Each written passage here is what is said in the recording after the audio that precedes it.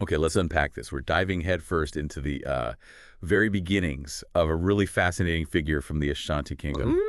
Our source today is the first episode of this fictional historical fantasy series, Roots of the Flame. Right, the episode called The Child of Ejisu. Exactly. Think historical fantasy, but Yeah. also like a coming-of-age drama. It's No. all set in this incredibly vibrant world. Yeah, and what's striking right away is how this fictional approach gives us a really grounded feel for the historical setting. Totally. This first episode, it really focuses on establishing that environment, doesn't it?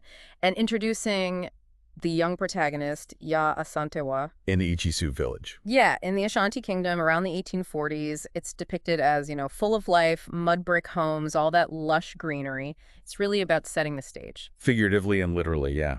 And I guess our mission in this deep dive is to really explore these formative experiences of young Ya. Mm. What can we learn from this opening episode about the forces shaping the woman she's, well, destined to become? What are those little hints? Those subtle clues, yeah. It makes you think, how do you introduce a character who's going to be so significant later on? Right. What choices do you make in those early moments to kind of plant those seeds without it feeling too obvious or forced? Well, our first glimpse of young Ya is pretty evocative, I thought. Hmm. Small, but wiry, Yeah.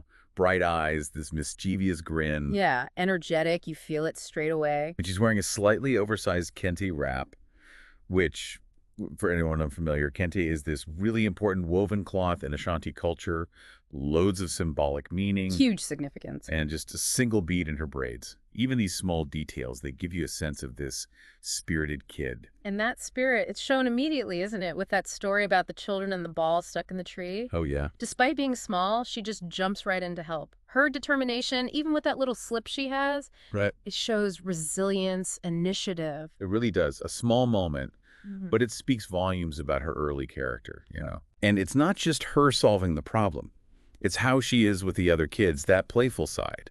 And then her mother's gentle reprimand afterwards. Yeah, it paints this picture of a close community. Ya's independent, sure, but also really connected. Exactly. These early scenes really root her in that social fabric. Precisely. She's not some isolated figure. She's part of this dynamic community. And that integration feels like it'll be crucial later on for understanding her motivations, maybe the responsibilities she takes on. Then the episode really opens up the world of Ejisu with that bustling marketplace scene.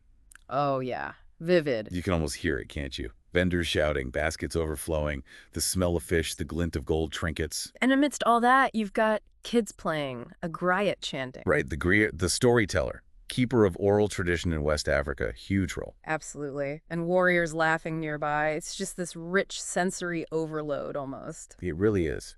And these details, they do more than just create atmosphere, don't they? They ground the story in a specific cultural reality. Exactly. Like having the griot there emphasizes how important history and storytelling are in Ashanti society. That could definitely influence young Ya's understanding of her own heritage. And then within this world, we meet Ya's family in their compound, her mother, Adwoa. Skilled weaver, tall, regal hands stained from the dyes. Yeah, and her father, Kwadwo, described as a broad, scarred warrior. And her older brother, Mana. Just a typical lanky teenager, really. Yeah, 14. It's a quick but effective introduction to her immediate family. And Adwo's weaving, that becomes interesting, doesn't it? There's that moment where she's looking at this half-finished kente cloth. The one with the gold and black swirls. That's the one. And she makes this comment, almost muttering it, about the soul's guardian, and it's almost time. So cryptic, loaded with potential meaning. Yeah, And obviously, Ya gets curious. of course. It's such a great piece of foreshadowing. The soul's guardian. What does that mean? It raises immediate questions about her destiny, or maybe a specific role she has to play. And Ya presses her, like any kid would, but Adwo stays pretty tight-lipped. It definitely creates this sense of underlying mystery. It really highlights the power of symbolism in the storytelling, too. That kente cloth. It's clearly more than just cloth. Oh, for sure. The patterns, the colors Adwo is using, they must hold some deeper meaning that's going to unfold. Okay, so next up, we're plunged into this really important cultural event, the festival honoring the Golden Stool. A huge moment. The scene's set in the village center, around that sacred baobab tree, all draped in beads. Villagers in their best kente, warriors dancing with spears, a priest pouring libation, It's a powerful image of community and tradition, Yeah, the festival really showcases the core values and beliefs of the Ashanti people. You see their rituals, their art, their reverence for symbols like the Golden Stool. which holds massive spiritual and political weight. Immense. And right in the middle of it, we see Ya's curiosity again. She sneaks off to get a better look. And naturally, her older brother Nana spots her. Huh, yeah. Classic sibling stuff. Teasing each other about dancing and fight. It adds a nice bit of lightness to the more serious parts of the festival. But what's really key here is how they introduce the origin of the Golden Stool itself through the Griot's chant. Oh, yeah, that was powerful. From Onyam's hands it fell, a gift to bind us, our soul, our strength. It immediately tells you this isn't just an object, it's sacred. It's the symbol of their unity, their identity. And there's that really intriguing visual that goes with it. Remember, as the griot talks about the stool coming down from the sky. Yeah, like a fleeting golden light around the clearing, almost mystical. And Ya has this physical reaction. She clutches her chest. It's subtle, but it really suggests some kind of connection, doesn't it? Maybe hinting at her path. This is where that historical fantasy element really kicks in, blending the cultural with the potentially supernatural. Right. It suggests there are forces at play beyond the everyday, and Ya's reaction, her sort of gut reaction, emphasizes her potential significance in all this. Later on, night falls, but the festival's still going. Bonfires, singing. And we see Edwo again, still weaving away by lantern light. And now the pattern on her kente cloth is clear. It's definitely a lion's silhouette. Yeah, unmistakable. It's becoming a really prominent motif. The lion, I mean, that's a powerful symbol, right? Leadership, courage, royalty. Definitely significant in Ashanti culture, too. For sure.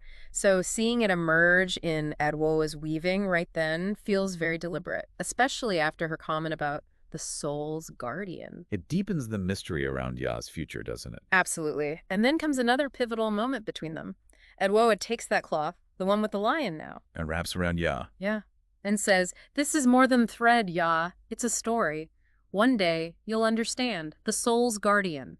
The one who keeps us whole." Her whole demeanor is described as secretive. And they even mention a subtle glow from the lion pattern in the light. It's all incredibly suggestive. These repeated references, soul's guardian, the symbolic kente, they create this strong sense of anticipation. It's clear Adwoa knows, or at least intuits, something about Ya's future. Really piques your curiosity about what's coming. Definitely. These moments are designed for that, foreshadowing big developments. Then we get that glimpse into Ya's subconscious. The dream sequence. Very evocative imagery. Golden mist, dark forest, a faint roar. And then, bam, a shimmering lion cub appears. And it looks right at her. Dreams in stories like this, they often tap into the character's inner world or introduce symbolism, right? Yeah, absolutely. And the lion cub appearing, mirroring the kente cloth image that strongly reinforces the connection, hints at something deeper, maybe spiritual. Totally. And in the dream, Ya instinctively follows it, tries to reach out. And wakes up just as she's about to touch it. And interestingly, the roar from the dream seems to blend with the festival drums outside, blurring that line between dream and reality. That sensory merging, it just underlines the idea that this dream isn't random. It's tied to her experiences, maybe even a premonition. And her whispered question when she wakes up, what was that? It perfectly captures that mix of confusion and wonder. A dawning awareness, perhaps. The episode then winds down, the festival's ending, starlit sky, Ya's walking with her parents and Nana. And there's that telling exchange. Her father, Kwadwo, makes a loving kind of traditional comment about her dreaming. Yeah, saying he thinks she'll be a strong warrior one day. But Ya herself seems to feel something bigger waiting for her. And crucially, her mother, Edwoa, quietly confirms that unspoken feeling. Just says, yes, something bigger. That confirms Edwoa's awareness of Ya's unique potential, doesn't it? Something beyond the usual expectations for a girl in that society. It really does. Right. And that final visual, the camera pulling back, the village fading into shadow. And then that brief, almost ghostly glow in the dark. The lion cub's eyes. Leaves you with such a sense of lingering mystery. And the final voiceover line. That was the beginning, when the flame was only a spark. Just beautiful, a poetic end to this first chapter. Yeah. That final image, that line, they perfectly sum up the episode's purpose. Introduce young Ya and subtly weave in these threads of destiny. The spark of her spirit, plus those mystical hints. It sets the stage for quite a journey, you feel. An extraordinary journey, yeah. So as we wrap up this deep dive into young Ya's early life, Mm. what are the key takeaways for you? We've seen her spirit, the rich Ashanti culture, the mystical stuff around the Golden Stool, all that foreshadowing. Well, what really stands out is how skillfully the narrative balances the ordinary and the extraordinary. Mm, We see Ya as a real kid, in her family, her community, doing everyday things.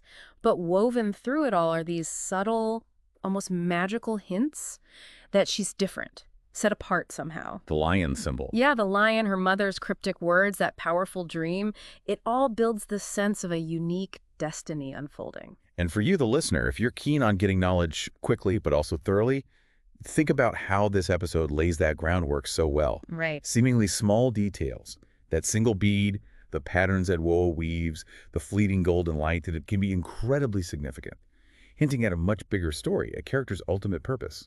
It really highlights the importance of paying attention to those early clues, the ones that are easy to miss sometimes. Definitely.